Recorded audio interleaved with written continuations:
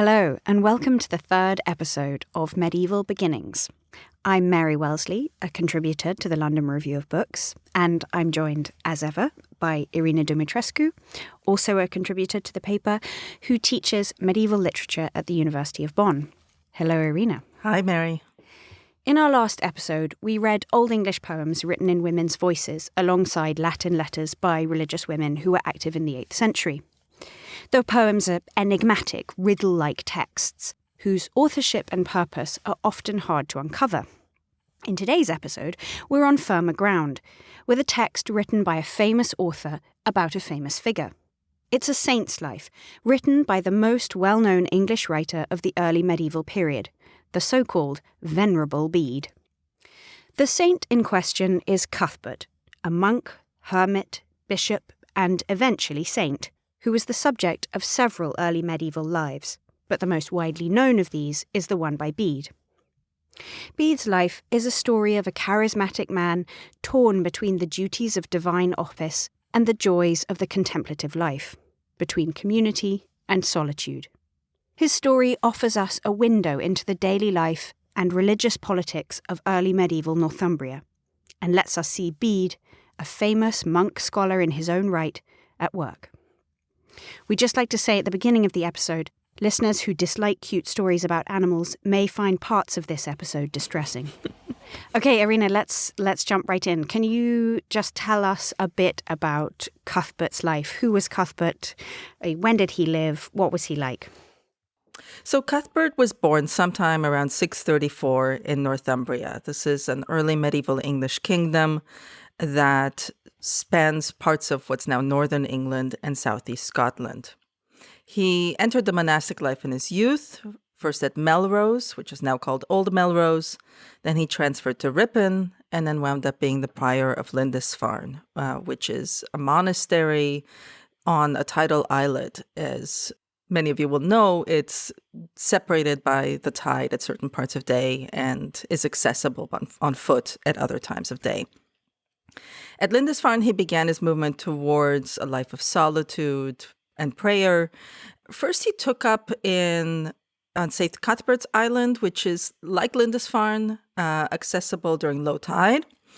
And then he moved to Inner Farne, a secluded island completely separated by the sea, where he built a dwelling for himself. In 685, he became a bishop, which he very much did not want to become. That was about 2 years before his death. He seems to have predicted his death, and he wound up going back to his island on the Inner Farne and dying there in 687. He was buried at Lindisfarne, and after the island fell to the attacks of Northmen, sometimes called Vikings, the monks took his relics with them, and they traveled around for 2 centuries, eventually settling in Durham, where he's now entombed, along with his biographer, the Venerable Bede. So it's quite nice. One could see them both in the same place. And what's really unusual for an early medieval life is that we have several texts describing it, but also a number of physical artifacts relating to it. So we have quite a lot to do with Cuthbert. Yeah, and I think it's lovely what you were saying about Lindisfarne. You know, what we have to imagine is this little cluster of islands off the Northumbrian coast that are sometimes accessible when the tide is out and sometimes aren't. And to some degree, a lot of the sort of tension of this text is about, you know, John Donne's famous adage, no man is an island. But, you know, to some degree, Cuthbert is this kind of island who is sometimes accessible and sometimes inaccessible. And that's kind of the tension in this text about wanting to live this life of prayer and solitude and sometimes wanting and needing to be part of a kind of more of a community. And so I think it's quite nice to sort of imagine that little cluster of islands just off the Northumbrian coast. And it's great what you're saying about the physical artifacts, because Cuthbert's coffin ends up in Durham, and we can talk about the story of how it got there after being buried on Lindisfarne. But when it is opened, the coffin is opened in 1104 by the monks, because they're moving his coffin from one place to another when they've built a new cathedral in Durham. And they find inside the tomb several artifacts relating to him. So one is this very beautiful gold pectoral cross, which is now the symbol of Durham, the city of Durham today, and a comb, which is rather amazing. You know, the idea of this kind of thing that was, because combing was a sort of necessary activity for all ecclesiastics to they were required to comb their hair before leading a service. So we have this kind of amazing physical connection to this man who died in 687, and also rather wonderfully a very beautiful manuscript called the St Cuthbert Gospel, but we can talk about that a bit later. So whereas in the previous episode we were talking about these very enigmatic texts written by anonymous figures, perhaps authored by multiple figures, there was not much to sort of grasp onto. But here we've got a real, tangible, physical connection to this person in the past, which is very exciting. That's exactly right. And we have it through objects, through the places one can still visit, and through the texts. So we're going to be talking today about Bede's Life of Cuthbert, which he wrote sometime around 721 in Latin prose. But Bede had already written a version of Cuthbert's life in meter, sometime between 710 and 715. And then he later came back again to Cuthbert when he wrote the ecclesiastical history and did a kind of mini biography of Cuthbert in Book 4 and Book 5 of that history. So Bede is constantly coming back to the life of this man. It's clearly a figure of great fascination for him. And we know his source because Bede tells us that his source is a text that we also have, which we now refer to as the Anonymous Life of St Cuthbert, which was written by a monk of Lindisfarne sometime between 699 and 705.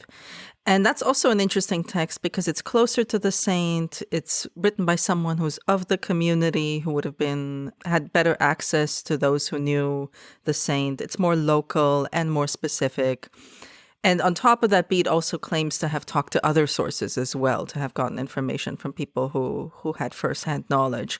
So it's really this rich web of evidence that we have for his life, which, again, we're going to think about critically, but it's amazing to have that much and to be able to compare the texts.